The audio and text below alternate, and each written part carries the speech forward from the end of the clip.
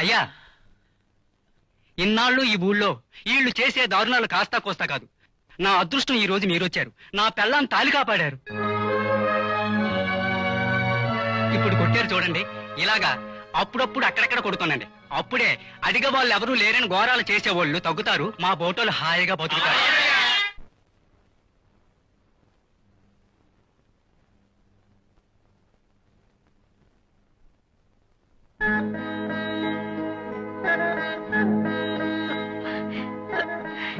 రాము, ఈరోజు విడుదలయ్యవా?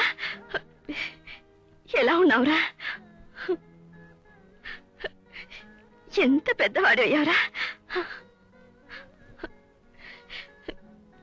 ఏం బాబు, ఇన్ని సంవత్సరాల్లో ఒక్కసారైనా నన్ను చూడాలనిపించలేదా?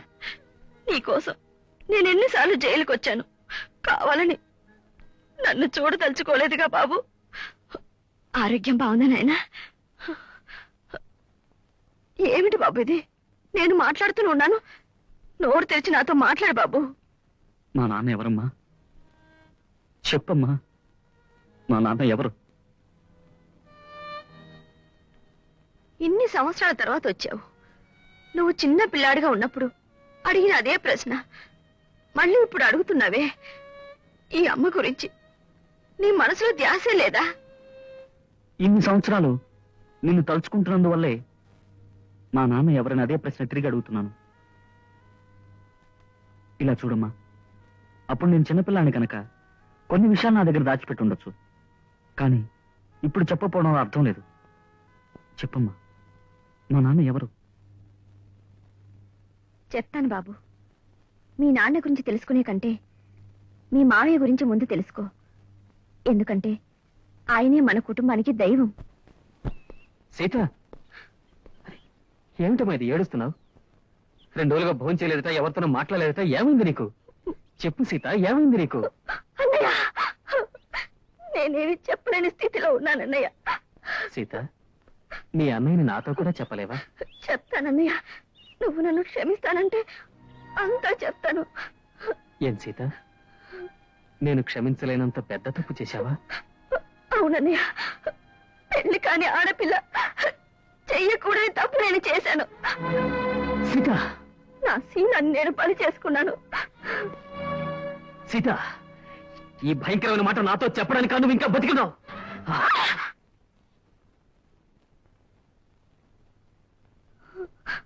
కొట్టనయ్యా, కొట్టు.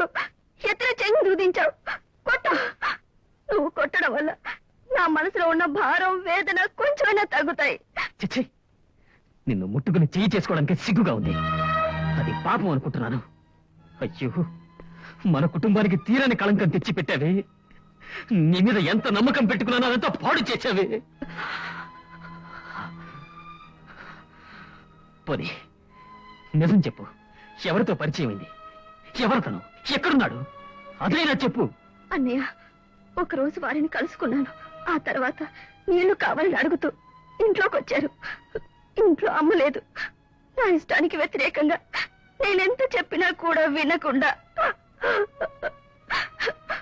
అన్నయ్య, నాకు వారి ఊరు తెలీదు, పేరు తెలీదు. ఊరు తెలీదు, పేరు తెలీదు. ఇది దారుణం కాదు, మహాదారుణం. నా జీవితంలో ఇటువంటి షాక్ నేను ఎన్నడూ తినలేదు. లేదు బాబు, అమ్మో, ఎంత గౌరవంగా బ్రతికిన కుటుంబం, తల ఎత్తుకుని గర్వంగా బ్రతికే వాళ్ళు ఇప్పుడు తలవంపులు తెచ్చిపెట్టింది. అమ్మ అంత మాట అన్న తర్వాత నేను బ్రతకదలుచుకోలేదు. ఆత్మహత్య చేసుకోవాలనుకున్నాను. ఈ మావయ్య నన్ను ఆపు చేసి నాకు నచ్చ చెప్పి తిరిగి తీసుకొచ్చాడు. ఆ తర్వాత కొన్నాకు. అమ్మా, ఏమిటమ్మా మాదిరిగా ఉన్నావు? బాబు, అమ్మా, నువ్వు బాధపడేంత ఏం జరిగిందమ్మా? బాబు, నీ చెల్లెలు గర్భవతి బాబు.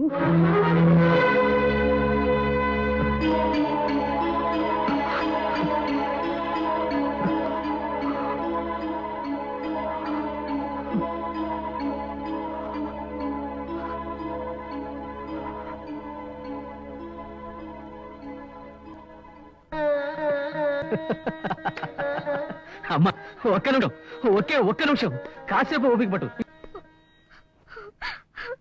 అన్నయ్య అరే నన్ను క్షమించన్నయ్య, క్షమించు. లేమ్మా, ఈ రోజు కాదు సీత, ఆ రోజే నిన్ను క్షమించాను. సీత, తల్లివి కాబోతున్న నువ్వు నీ భర్తతో కలిసి కాపురం చెయ్యాలి. ఆ కాపురం తీయగా సాగాలి. అందుకే చక్కెర తీసుకొచ్చాను. నోరు తెరు, నోరు తెరు సీత. నోరు తెరు. నువ్వు ఇలా ఉండకూడదు, నవ్వుతూనే ఉండాలి. ఆ, ఆ, ఆ.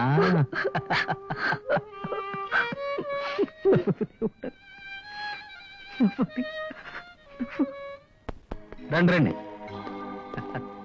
అమ్మా, ఎవరొచ్చారో చూడు. బాబు వీరు ఏమిటమ్మా ఇది? వీరేనమ్మా ఈ ఎస్టేట్ కే యజమాని వంటి వారు. అలాగా. వీరు మా అమ్మ. హలో. కూర్చోమని చెప్పు బాబు, కాఫీ తీసుకొస్తాను. అదేమవుతుంది. అలా అంటే కుదరదు. అమ్మా, నువ్వు వెళ్ళి సీత చేతికి కాఫీ ఇచ్చి పంపించు. అలాగే బాబు.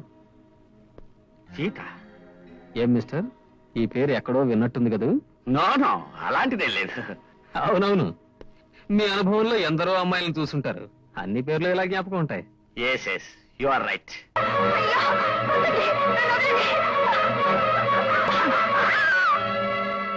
దిగ్భ్రాంతులైపోయారంటే?